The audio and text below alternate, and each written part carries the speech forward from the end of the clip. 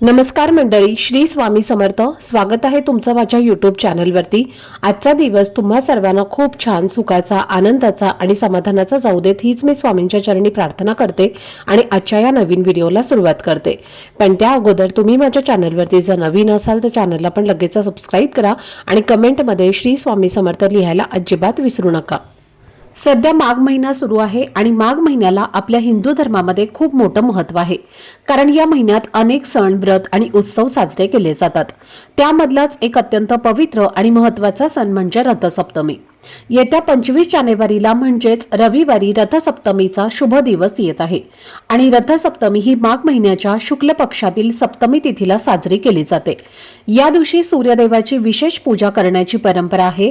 कारण धार्मिक मान्यतेनुसार याच दिवशी सूर्यदेवांचा अवतार प्रकट झाला होता आणि म्हणूनच रथसप्तमीचा उत्सव मोठ्या आनंदाने आणि उत्साहाने साजरा केला जातो. यंदा विशेष योगायोग असा आहे की रथसप्तमी ही रविवारी येत आहे आणि रविवार हा आधीच सूर्यदेवाला समर्पित असलेला दिवस असल्यामुळे या रथसप्तमीचे धार्मिक महत्त्व आणखीनच वाढलेलं आहे. आपल्या जीवनामध्ये सूर्याचं स्थान फार मोठं आहे. कारण सूर्य ही अशी देवता आहे ज्यांना आपण प्रत्यक्ष पाहू शकतो, अनुभवू शकतो आणि रोज त्यांच्या प्रकाशामुळे आपलं जीवन चालत असतं. त्यामुळे रथसप्तमीच्या दिवशी सूर्यदेवाची मनापासून पूजा केल्यास कुटुंबात सुख, शांती आणि समृद्धी नांदते, अशी धार्मिक श्रद्धा आहे. असंही म्हटलं जातं की सृष्टीच्या आरंभी याच दिवशी सूर्यकिरण प्रथम पृथ्वीवर पडली होती आणि म्हणूनच या दिवसाला सूर्य जयंती किंवा सूर्याचा प्रकट दिन असंही म्हटलं जातं.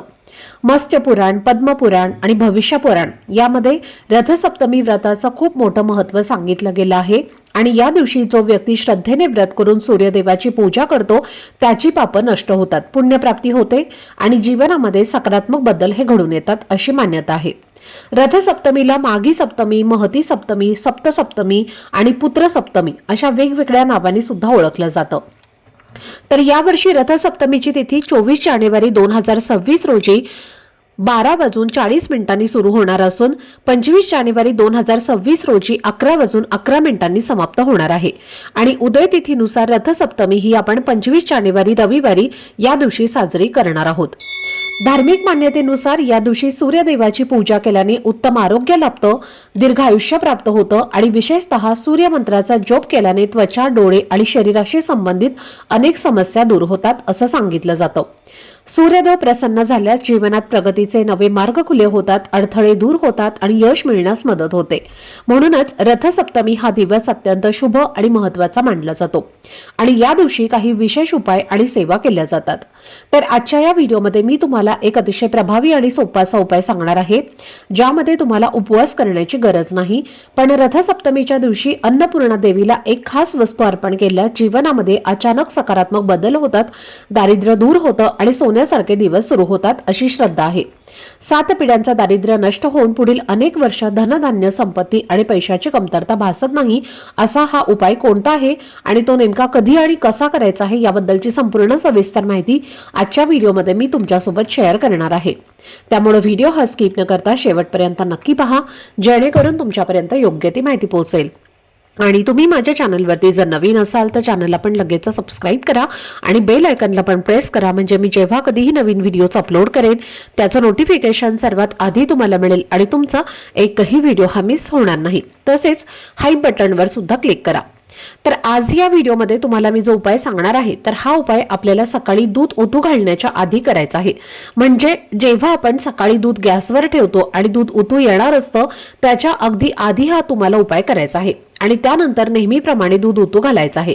एरवी आपल्याला असं वाटतं की दूध उतू गेलं तर ते अशुभ आहे, पण रथसप्तमीच्या दिवशी मात्र प्रत्येक घरामध्ये दूध हे मुद्दाम उतू घातलं जातं. कारण या दिवशी सूर्यपूजेसोबतच अग्नीला दूध अर्पण करणं हे अत्यंत शुभ मानलं जातं.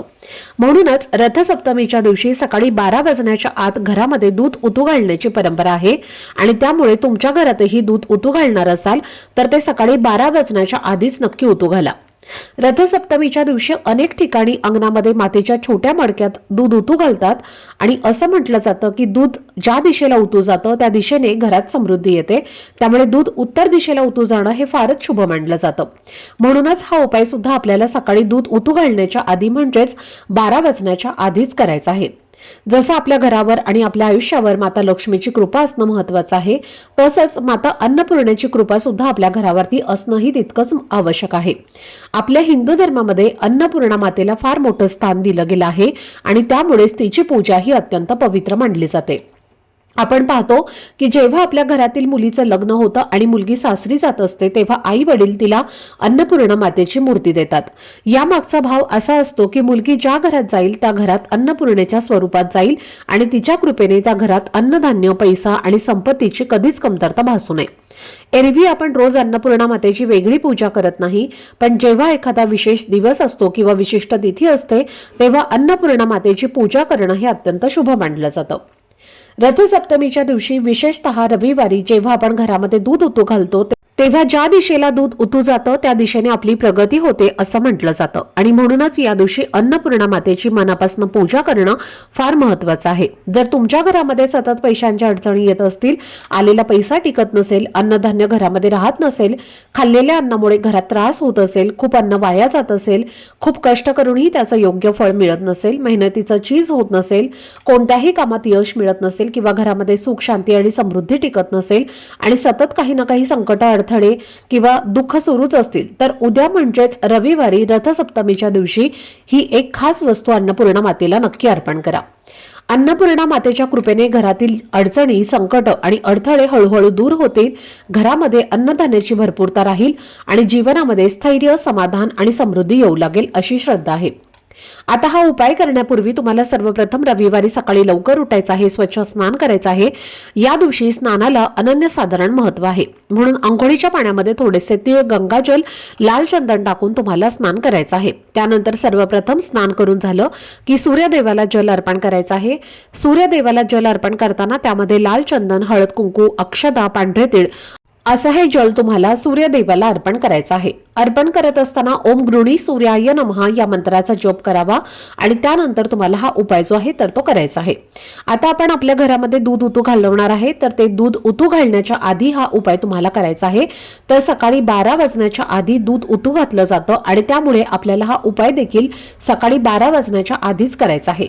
तर तुम्हाला काय करायचं आहे, एका प्लेटमध्ये सप्तधान्य घ्यायचं आहे आणि त्यामध्ये तुम्हाला तांदूळ, पांढरे तीळ हे अवश्य घ्यायचेच आहेत.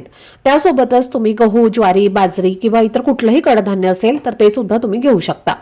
तर हे सगळं धान्य एकत्र मिक्स करून तुम्हाला एका वाटीमध्ये किंवा प्लेटमध्ये घ्यायचं आहे आणि त्यानंतर तुम्हाला अन्नपूर्णा मातेच्या मूर्तीवरती अभिषेक करायचा आहे.